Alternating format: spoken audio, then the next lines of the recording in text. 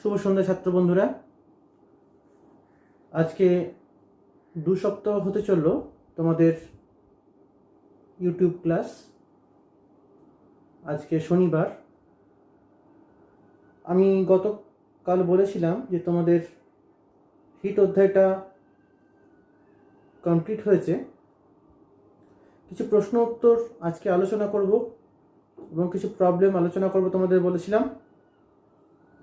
তো আজকে সেই বিষয়ে আমরা আলোকপাত করি এবং কিছু প্রশ্ন উত্তর দেখে নিই যেগুলো পরীক্ষায় আসতে পারে। আমরা প্রশ্ন উত্তরের মাধ্যমে আজকের ক্লাস পর্ব শুরু করছি। তোমরা লক্ষ্য করো, ছাত্ররা লক্ষ্য করো, এই অধ্যায় থেকে যে বিষয়গুলি নিয়ে আলোকপাত করা হয়নি, অর্থাৎ প্রশ্ন উত্তরের মাধ্যমে আলোকপাত করা হয়নি, সেগুলো হচ্ছে এই অধ্যায় থেকে কিছু পার্থক্য আছে। সেই পার্থক্যগুলো তোমাদের কিন্তু পড়তে হবে। আমরা বিষয়গুলো সম্পর্কে ডিসকাস করেছিলাম। আজকে দেখো, বোর্ডে আমি পার্থক্যগুলো লিখে রেখেছি এবং পার্থক্যগুলোর কিছু কিছু পয়েন্ট, অর্থাৎ যে বিষয়গুলোর উপর পার্থক্যগুলো আলোকপাত করব সেগুলো আমি লিখে রেখেছি। তো আমরা একে একে এগুলো ডিসকাস করব আজকে। প্রথম দেখো, গলন ও কঠিনীভবনের মধ্যে পার্থক্য। যে বিষয়গুলোর উপর, যে কন্টেন্টগুলোর উপর আমি আলোকপাত করব এই পার্থক্যটা, সেগুলো হচ্ছে, প্রথম হচ্ছে অবস্থান্তর। মানে হচ্ছে কি, অবস্থার পরিবর্তন, অর্থাৎ দুটো ডিফারেন্ট অবস্থার পরিবর্তন, তার উপর পার্থক্যটা হবে একটা। একটা হচ্ছে তাপের ভূমিকা, অর্থাৎ এক্ষেত্রে হিট কীভাবে এক্সচেঞ্জ হচ্ছে, অর্থাৎ হিট রিলিজড হচ্ছে না হিট কি হচ্ছে, অ্যাবজর্বড হচ্ছে, এর উপর একটা পার্থক্য হবে। আর লিন তাপ কতটা বর্জিত হচ্ছে, কতটা গৃহীত হচ্ছে, তার উপর লিন তাপের উপর একটা পার্থক্য হচ্ছে। এই তিনটে বিষয়ের উপর পার্থক্য। তো কীভাবে আলোকপাত করছি দেখো। প্রথম হচ্ছে বিষয় অবস্থান্তর। অবস্থান্তর কীভাবে দেখো, গলনে দেখো, গলনের ফলে কঠিন পদার্থ তরল পদার্থে পরিণত হয়। পড়েছো তোমরা, এটা লিখবে একটা মেল্টিং এর আন্ডারে পয়েন্ট। দুটো ভাগ কর, তিনটে ভাগ করবে। একদিকে লিখবে বিষয়, বাঁ দিকে লিখবে গলন, ডান দিকে হচ্ছে কঠিনীভবন। আমি যদি এভাবে ভাগ করি তাহলে প্রথমে বিষয়টা কি হচ্ছে, অবস্থান্তর। তারপরে প্রথম পার্থক্য, গলনের আন্ডারে কি লিখছি, গলনের ফলে কঠিন পদার্থ তরল পদার্থে পরিণত হয়। আর কঠিনীভবনের মধ্যে কি লিখবো, কঠিনীভবনের ফলে তরল পদার্থ কঠিন পদার্থে পরিণত হয়। তাপের ভূমিকা, তাপের ভূমিকায় কি লিখবো, গলনের জন্য তাপ প্রয়োগ করতে হয়, আর কঠিনীভবনের জন্য তাপ কি করতে হয়, নিষ্কাশিত করতে হয়। আর লিন তাপ, লিন তাপের ক্ষেত্রে কি পার্থক্য হবে, গলনের ক্ষেত্রে বস্তু পরিবেশ থেকে লিন তাপ গ্রহণ করে, অর্থাৎ লিন তাপ গৃহীত হয়। আর এক্ষেত্রে কি হয়, বস্তু পরিবেশে লিন তাপ বর্জন করে। কঠিনীভবনের ক্ষেত্রে বস্তু পরিবেশে লিন তাপ বর্জন করে। এই তিনটে হলো গলন আর কঠিনীভবনের মধ্যে পার্থক্য। খুবই আসে, তোমাদের 2 নম্বর দেয়, তোমাদের লিখতে দেয় 2টি পার্থক্য লেখো বা 3টি পার্থক্য লেখো, মেনশনও করে দেয় বা মেনশন না করেও আসতে পারে। তো প্রথম পার্থক্যটা আমি তোমাদের বলে দিলাম। নেক্সট পার্থক্য এসে দেখো, বাষ্পীভবন ও ঘনীভবন। নেক্সট পার্থক্যটাই কি বলছে দেখো। প্রথমে একই রকমভাবে দুটো, এটাও তো একটা প্রক্রিয়া, অবস্থান্তরেরই প্রক্রিয়াগুলো নিয়েই পার্থক্য হচ্ছে। তো দুটো উল্টো প্রক্রিয়া, আগেরটা উল্টো প্রক্রিয়া ছিল, এটাও উল্টো প্রক্রিয়া পরস্পর। তাই জন্য পরস্পরের মধ্যে উল্টো প্রক্রিয়ার মধ্যে পার্থক্যটা দেয়। প্রথম একই রকমভাবে আমরা বিষয় কন্টেন্ট অবস্থান্তর করব। তাপের ভূমিকা, এক্ষেত্রে দেখো প্রকারভেদ বলে আরেকটা আসছে বিষয়, প্রকারভেদের উপর আমরা একটা পার্থক্য করতে পারি। আর প্রাকৃতিক দৃষ্টান্ত মাধ্যমেও পার্থক্য উপস্থাপন করা যেতে পারে। তাহলে প্রথম পার্থক্য কি হবে, বাষ্পীভবন আর ঘনীভবনের মধ্যে। প্রথমে অবস্থান্তর বিষয় আসছি আমি, বাঁ দিকে একই রকমভাবে ভাগ করবে, বাঁ দিকে বিষয়, তারপরটা হচ্ছে বাষ্পীভবন, তারপরটা হচ্ছে ঘনীভবন। অবস্থান্তর, বাষ্পীভবনের ফলে তরল পদার্থ সাধারণত বাষ্পে পরিণত হয়। আর ঘনীভবনে কি হয়, বাষ্প তরলে পরিণত হয়, উল্টো প্রক্রিয়া। নেক্সট, তাপের ভূমিকা কি লিখব, তাপের ভূমিকা, বাষ্পীভবনের জন্য তাপ প্রয়োগ করতে হয় আর ঘনীভবনের জন্য তাপ নিষ্কাশন করতে হয়। প্রকারভেদ কি লিখব? প্রকারভেদ হচ্ছে বাষ্পীভবন দু প্রকার ঘটে, স্ফুটন আর বাষ্পায়ন। স্ফুটন আর বাষ্পায়ন। আর এদিকে কি হচ্ছে, ঘনীভবনের কোনো প্রকারভেদ নেই। ঘনীভবন একটাই প্রক্রিয়া। এবার দেখো প্রাকৃতিক দৃষ্টান্ত কি হবে, যে আমাদের সূর্যের তাপে নদী নালার জল বাষ্পীভূত হয়ে যাচ্ছে, এটা একটা প্রাকৃতিক দৃষ্টান্ত। আর ঘনীভবন কি হচ্ছে, ঘাসের উপর শিশির জমা বা মেঘ তৈরি হওয়া, এগুলো সবই হচ্ছে ঘনীভবন। নেক্সট পার্থক্য দেখো, খুবই গুরুত্বপূর্ণ, এটা পরীক্ষায় খুব দেয়, বাষ্পায়ন আর স্ফুটন। আমি আগেই বললাম যে বাষ্পীভবন দু প্রকারে ঘটে, স্ফুটন আর বাষ্পায়ন। বাষ্পায়ন আর স্ফুটনের মধ্যে ব্যাপারটা কিন্তু এক জিনিস নয়, দুটো একই প্রক্রিয়া, বাষ্পীভবন প্রক্রিয়া, কিন্তু দুটো প্রক্রিয়া একটু আলাদা। কীরকম দেখো, এটা কি বিষয়ের উপর আমরা পার্থক্য করছি দেখো, স্থান, একটা করছি স্থান, নেক্সট উষ্ণতা, তারপরে কন্টেন্ট হচ্ছে কি বৈশিষ্ট্য, মানে বৈশিষ্ট্যের উপর পার্থক্য করব, চাপের প্রভাব, উষ্ণতার পরিবর্তন, এই কটা বিষয়ের উপর পার্থক্য হবে বাষ্পায়ন ও স্ফুটনের মধ্যে। তাহলে প্রথমে একই রকমভাবে বাঁদিকে বিষয়, তারপরটা হচ্ছে বাষ্পায়ন মানে ইভাপোরেশন, আর স্ফুটন হচ্ছে কি বয়লিং। প্রথম দেখো যে কন্টেন্টটার উপর আমি পার্থক্য করছি, স্থান, অর্থাৎ বাষ্পায়ন কোথায় হচ্ছে, কি মানে কোথায় ঘটছে বাষ্পীভবন প্রক্রিয়ার মধ্যে, আর স্ফুটনও কোথায় ঘটছে বাষ্পীভবন প্রক্রিয়ার মধ্যে, সেটার মধ্যে পার্থক্য। প্রথমে দেখো স্থান হচ্ছে বাষ্পায়ন তরলের উপরিতল থেকে হয়, তরলের উপরিতলে যেখানে হয় সেখানে বাষ্পায়ন হয়, আর তরলের সমগ্র তলে স্ফুটন হয়। অর্থাৎ যেখানে তাপটা আমরা প্রয়োগ করছি তলা থেকে, সে তলা থেকে স্ফুটন তৈরি হচ্ছে, তখনই স্ফুটন আরম্ভ হচ্ছে এবং তরলের কণাগুলো আন্দোলিত হচ্ছে, গতিশক্তি বৃদ্ধি পাচ্ছে, একে অপরের মধ্যে সাইক্লিক প্রক্রিয়া, পরিচালন প্রক্রিয়ায় তাপ আদান প্রদান করছে। আর বাষ্পায়নটা কি হচ্ছে, তরলের উপরিত থেকে হচ্ছে, যখন তরলটা বাষ্পে পরিণত হচ্ছে তখন বাষ্পায়ন ঘটতে শুরু করছে। ওকে, এবার দেখো তরলের উপরিতল থেকে বাষ্পায়ন হচ্ছে, আর এখানে তরলের সমগ্র তল থেকে স্ফুটন শুরু হয়। তাহলে প্রথম পার্থক্য গেল স্থান হিসাবে। নেক্সট উষ্ণতা, যে কোনো উষ্ণতাতেই বাষ্পায়ন সম্ভব, যে কোনো উষ্ণতাতেই বাষ্পায়ন সম্ভব। আর স্ফুটন শুধুমাত্র একটা নির্দিষ্ট উষ্ণতাতেই ঘটে, স্ফুটন একটা নির্দিষ্ট উষ্ণতায় ঘটবে। জল ফুটতে শুরু করে যেমন কি, তার স্ফুটনাঙ্কে ফুটতে শুরু করছে, একটা ফুটতে শুরু করবে তখন তরলটা, সমগ্র তরলটা ফুটতে শুরু করে, তখন একটা নির্দিষ্ট টেম্পারেচার থাকে তার, সেই নির্দিষ্ট উষ্ণতাতেই ঘটে, কিন্তু বাষ্পায়ন পুরো প্রক্রিয়াতেই ঘটতে পারে। ঠিক আছে, তাহলে যে কোনো উষ্ণতাতেই বাষ্পায়ন সম্ভব, আর স্ফুটন শুধুমাত্র নির্দিষ্ট উষ্ণতাতেই ঘটে। নেক্সট দেখো বৈশিষ্ট্য, তাহলে বাষ্পায়নের বৈশিষ্ট্য কি হতে পারে, যে বাষ্পায়ন নিঃশব্দে ধীরে ধীরে হয়, অর্থাৎ আমি যখন জলটাকে গরম করতে দিলাম তখনই বাষ্পায়ন শুরু হয়ে যাচ্ছে তরলের উপর তল থেকে, নিঃশব্দে ধীরে ধীরে হতে পারে। আর স্ফুটন সশব্দে দ্রুত হারে হয়, দেখবে জলটা যখন ফুটতে শুরু করে তখন আওয়াজ করে একটা। এবার দেখো চাপের প্রভাব, নেক্সট পার্থক্য, নেক্সট বিষয়, বাষ্পায়ন কি হয় যে কোনো চাপে ঘটতে পারে, আর স্ফুটন কি হয়, তরলের উপরে থাকা বাষ্পের চাপ যখন বাইরের বায়ুচাপের সমান হয় সেই বিশেষ শর্তেই স্ফুটন হয়। এটা ভালো করে মনে রাখবে, স্ফুটন কখন হচ্ছে, কোন শর্তে হচ্ছে, তরলের উপরে থাকা বাষ্পের চাপ যখন বাইরের বায়ুচাপের সমান হয় সেই বিশেষ শর্তেই স্ফুটন হয়।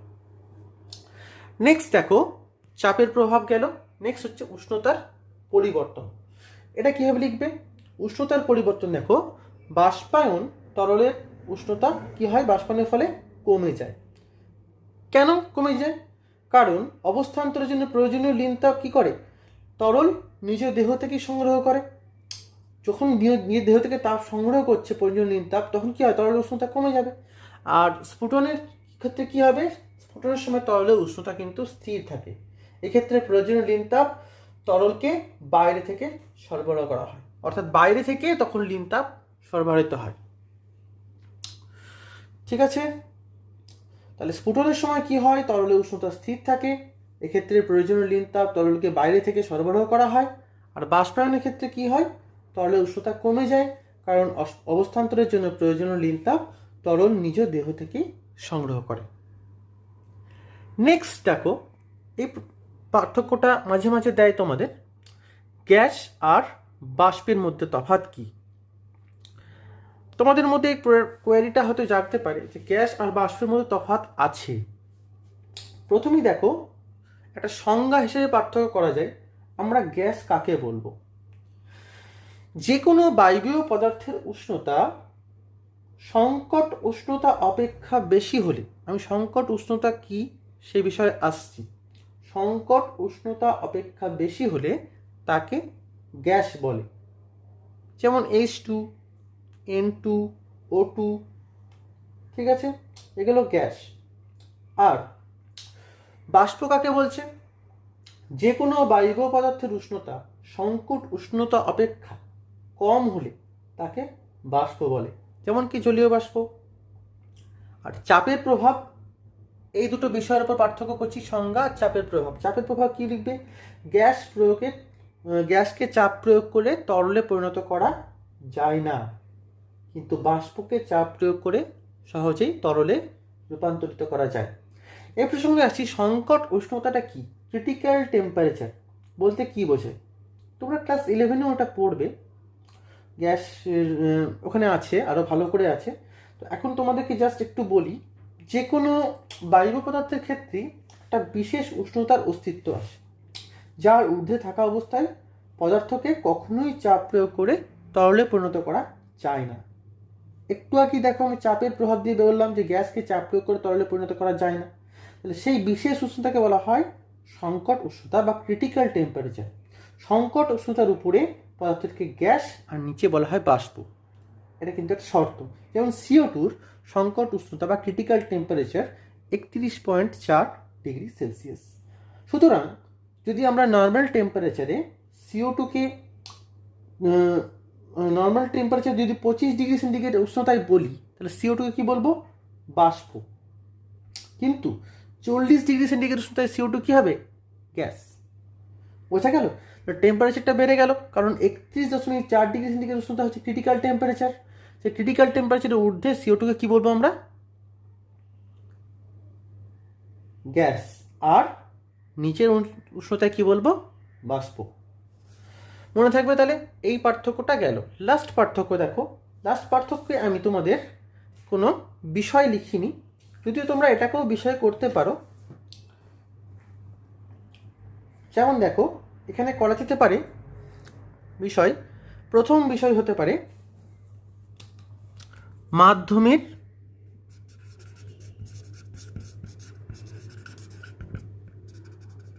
আবশ্যিকতা। মাধ্যমের আবশ্যিকতা বা আবশ্যকতা লিখতে পারো, মাধ্যমের আবশ্যকতা। মাধ্যমের আবশ্যকতা, এটা একটা পার্থক্য হতে পারে। নেক্সট আর কি পার্থক্য হতে পারে, দেখো বেগের উপর পার্থক্য হতে পারে। বেগ, অণুর গতি,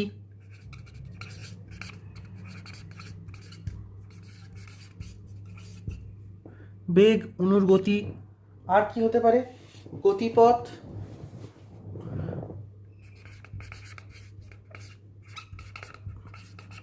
আর লাস্ট এখানে ধরছে না, আমি বলে দিচ্ছি তোমাদের, মাধ্যমের উপর প্রভাব।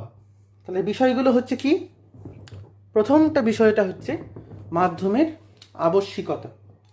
মাধ্যমের আবশ্যিকতা বা আবশ্যকতা। পরিবহন মানে কন্ডাকশানে কি হয়, সাধারণত কন্ডাকশন কি করে, জড় মাধ্যম ছাড়া তো হবে না, যে কোনো জড় মাধ্যমেই এই পদ্ধতি তাপ সঞ্চালিত হতে পারে। কি লিখবে, বাঁদিকে বিষয়, তারপরে পরিবহন, মাঝে পরিচালন, একদম ডান দিকে হচ্ছে কি, বিকিরণ। প্রথম পয়েন্ট, মাধ্যমের আবশ্যকতা। কীভাবে পার্থক্য করছি দেখো, যে কোনো জড় মাধ্যমেই এই পদ্ধতিতে তাপ সঞ্চালিত হয়, যদিও কঠিন মাধ্যমে পরিবহন পদ্ধতির কার্যকারিতা সর্বাধিক। পরিচালনে কি লিখবে, শুধুমাত্র তরল ও গ্যাসীয় মাধ্যমে এই প্রক্রিয়ায় তাপ সঞ্চালিত হয়। এক্ষেত্রেও তাহলে জল মাধ্যম প্রয়োজন হচ্ছে, শুধু তরল আর গ্যাসীয়। আর বিকিরণে কি হবে, জড় মাধ্যমের উপস্থিতি এক্ষেত্রে অপরিহার্য নয়। বিকিরণের ক্ষেত্রে জড় মাধ্যমের উপস্থিতি অপরিহার্য নয়। নেক্সট, যদি বেগ বলা হয়, বেগের ক্ষেত্রে তাপ সঞ্চালনের বেগ পরিবহন পদ্ধতিতে খুবই কম। কারণ দেখো, এখানে মাধ্যমের কণাগুলি কোনো স্থান পরিবর্তন করে না। স্থান পরিবর্তন না করে তাপ এক জায়গা থেকে অন্য জায়গায় যায়। তাহলে মাধ্যমের কণাগুলি যত ইনট্যাক্ট থাকবে, অর্থাৎ যত সংঘবদ্ধ অবস্থায় থাকবে, তত ভালো তাপ পরিবহন হবে। কিন্তু তাপ সঞ্চালনের বেগটা কিন্তু এক্ষেত্রে কম। আর পরিবহন অপেক্ষা পরিচালনে কিন্তু বেশি, কারণ এক্ষেত্রে মাধ্যমের কণাগুলো নিজেরা স্থান পরিবর্তন করছে। তার জন্য পরিবহন অপেক্ষা পরিচালন প্রক্রিয়ার বেগ বেশি। আর গ্যাসে প্রায় আলোর বেগে তাপ সঞ্চালন ঘটতে পারে। গ্যাসীয় পদার্থের মধ্যে বা বিকিরণে কি হয়, বিকিরণ যেগুলো ক্ষেত্রে ঘটছে সেক্ষেত্রে কি হয়, আলোর বেগে তাপ সঞ্চালন প্রক্রিয়া ঘটে। তাহলে এখানে কি হলো, পরিবহনে তাপ সঞ্চালন বেগ খুবই কম, পরিচালনের ক্ষেত্রে কি হবে, পরিবহন অপেক্ষা বেশি, আর বিকিরণে কি হবে, প্রায় আলোর বেগে তাপ সঞ্চালন ঘটতে পারে। নেক্সট যে বিষয়টা নিয়ে, সেটা হচ্ছে অণুর গতি। অণুর গতি এক্ষেত্রে কি হবে, পরিবহন ক্ষেত্রে অণুগুলি নিজেরা স্থান পরিবর্তন করে না, মাধ্যমের কণাগুলি বলেছি আগেই স্থান পরিবর্তন করে না। আর পরিচালন পদ্ধতি কি করে, পদার্থের অণুগুলি নিজেরা স্থান পরিবর্তন করে তাপের সঞ্চালন ঘটায়। আর বিকিরণ পদ্ধতি কি হচ্ছে, বিকিরণ পদ্ধতিতে অণুর গতির সঙ্গে কোনো সম্পর্কই নেই, কারণ এটা হচ্ছে নিরপেক্ষ পদ্ধতি। নিরপেক্ষ পদ্ধতি। এবার দেখো, গতিপথ নিয়ে যদি বলতে হয়, যদি পরিবহন পদ্ধতির গতিপথ নিয়ে বলতে হয়, তাহলে এরা কি করে, পরিবহন সাধারণত সরল পথে হতে পারে, আবার বক্র পথেও হতে পারে। কিন্তু পরিচলন কি হয়, সবসময় বলেছি কি নিচের থেকে উপরে হয়, সাইক্লিক প্রসেস, ঠিক আছে। বক্র বা সরল রেখাতেও হতে পারে, এটা বড় বক্র পথেও হতে পারে বা সরল রৈখিক পথেও হতে পারে, কিন্তু নিচ থেকে উপরের দিকে হবে সবসময়। আর বিকিরণ হবে কি তরঙ্গের আকারে সরল রেখায় সমস্ত অভিমুখে যেতে পারে। বিকিরণ কি হয়, তরঙ্গের আকারে সরল রেখায় সমস্ত অভিমুখে যেতে পারে। আর মাধ্যমের প্রভাব, লাস্ট যে বিষয়টা, মাধ্যমের উপর প্রভাব কি হয়, যে এই পদ্ধতির দ্বারা, পরিবহন পদ্ধতির দ্বারা সাধারণত কঠিন পদার্থরা উত্তপ্ত হয়। আর পরিচালন পদ্ধতি কি হবে, তরল বা গ্যাসীয় পদার্থের ক্ষেত্রে এই পদ্ধতিতে উষ্ণতা বৃদ্ধি ঘটে। আর বিকীর্ণ তাপ প্রবাহ বাধাদানকারী যে কোনো বস্তু দ্বারা উত্তপ্ত হয়। বিকীর্ণ তাপ প্রবাহ বাধাদানকারী যে কোনো বস্তু দ্বারা উত্তপ্ত হয়। এই গেল তোমাদের এই অধ্যায় থেকে 5টি মূল গুরুত্বপূর্ণ পার্থক্য। বুঝতে পেরেছো তোমরা? এবার আমি তোমাদের কিছু অবজেক্টিভ প্রশ্ন নিয়ে আলোচনা করব।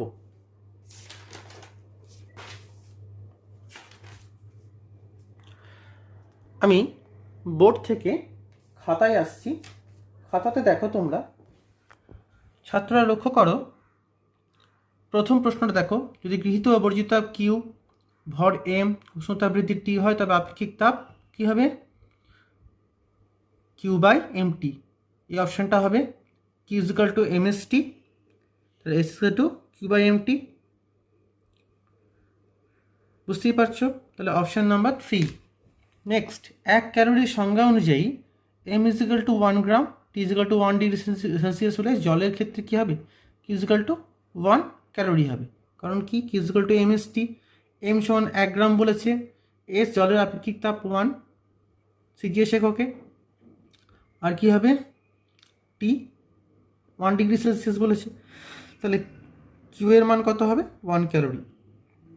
নেক্সট দেখো, এক্ষেত্রে উত্তরটা কি হবে, আমরা কি লিখতে পারি, উত্তরটা,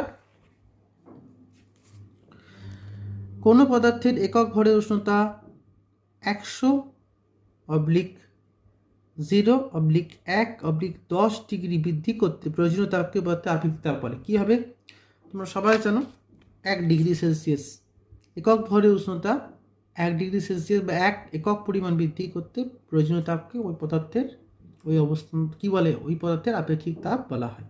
আমরা বলেছিলাম 1 ডিগ্রি বৃদ্ধি করতে হবে। নেক্সট, গলনাঙ্ক বা হিমাঙ্ক সমান হয় না, সমান হয় বলেছে প্রথম প্রশ্নটা। সমান হয় কোন ক্ষেত্রে? দেখো, পারদের হবে, বাকিগুলোর নির্দিষ্ট হিমাঙ্ক বা গলনাঙ্ক নেই। চর্বি, মোম, মাখন এগুলোর হয় না। নেক্সট দেখো, গলনাঙ্ক হিমাঙ্ক সমান হয় না নিচের কোনটির? তাহলে এটা কোনটা হবে? বাকিগুলো সব নির্দিষ্ট গলনাঙ্ক হিমাঙ্ক আছে, বরফ, ঢালাই লোহা, তামার আছে। তাহলে কোনটা হবে? পিচের গলনাঙ্ক হিমাঙ্ক কি হয়? সমান হয় না। গলনাঙ্ক হিমাঙ্ক বাকিগুলো সমান হচ্ছে, তাহলে পিচের গলনাঙ্ক বা হিমাঙ্ক সমান হয় না। কোনটির ক্ষেত্রে পদার্থটির কঠিন রূপ ও তরলে ডুবে যাবে? আমরা একটা পরীক্ষার মাধ্যমে দেখিয়েছিলাম না যে মোম, কঠিন মোম কি হয়েছিল? তরল মোমের মধ্যে ডুবে গেছিল, তাই তো? তাহলে এক্ষেত্রে কি হবে? মোম। নেক্সট, বরফের গলনাঙ্ক কমে যায় 0.00007 ডিগ্রি সেলসিয়াস 1, 2, 3, 4 বায়ুমণ্ডলীয় চাপ বৃদ্ধি করলে কত হবে? 1 বায়ুমণ্ডলীয় চাপ।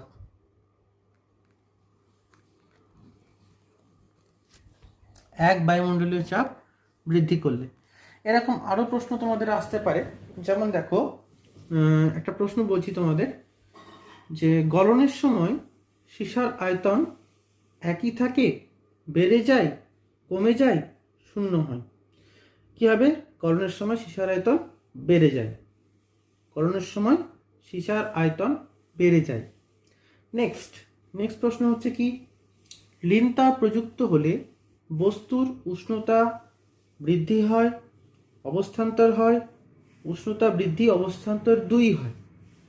অ্যান্সার হচ্ছে কি? অবস্থান্তর হয়। নেক্সট প্রশ্ন,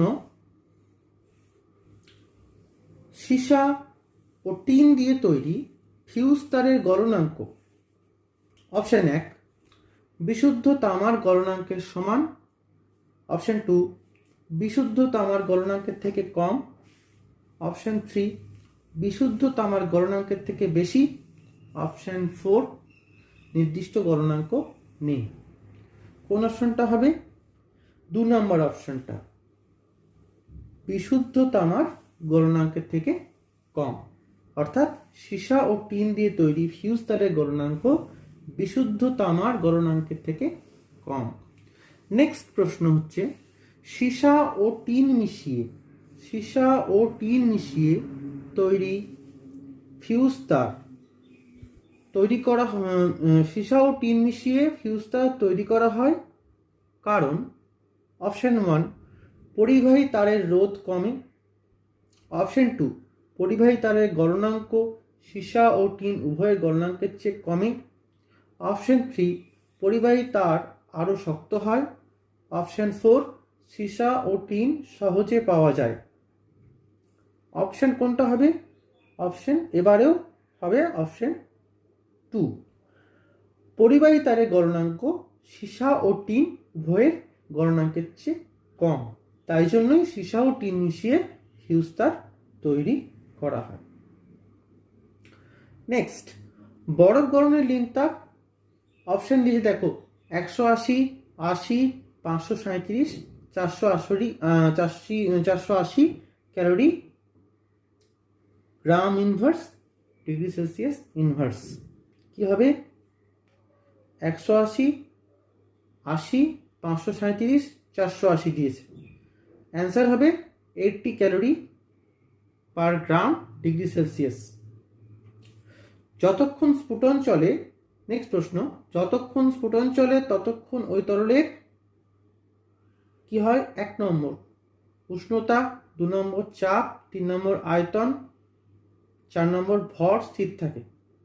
কোনটা স্থির থাকবে? উষ্ণতা স্থির থাকবে। উষ্ণতা স্থির থাকবে।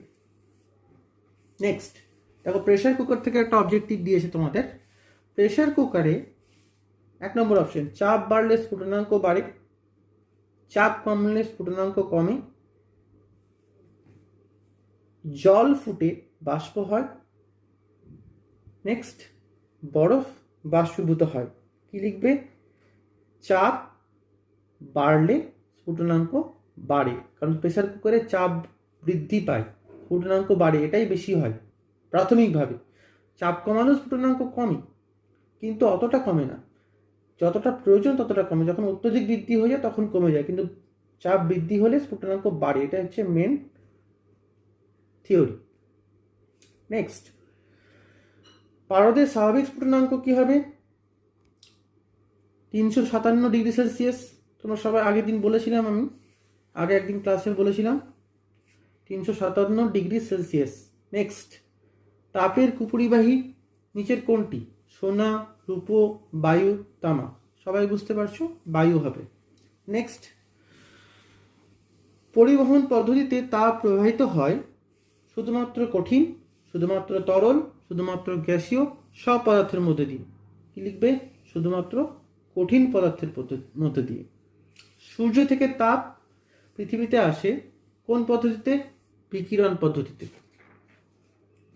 এইরকম ধরনের অবজেক্টিভগুলো তোমরা করে নেবে। পরের দিন আমি তোমাদের এই অধ্যায় থেকে কিছু প্রবলেম করিয়ে এই অধ্যায় সমাপ্ত করে দেব। আজকে প্রশ্ন উত্তরগুলো নিয়ে আলোচনা করলাম। তোমরা আরও বিভিন্ন জায়গা থেকে প্রশ্ন উত্তরগুলো করবে, বিভিন্ন বই থেকে, বিভিন্ন রেফারেন্স বুক থেকে যা যা প্রশ্ন পাবে আমি তোমাদের থিওরিটিক্যালি পুরোটাই কভার করে দিয়েছি। আশা করি কোনো অসুবিধা হবে না। নেক্সট ডেতে আমি কিছু স্পেসিফিক হিট আর ক্যালোরিমিতির মূলনীতি থেকে কিছু অঙ্ক করাবো। তারপরে তোমাদের নেক্সট অধ্যায় আলো শুরু করব। সবাই ভালো থেকো, গুড বাই।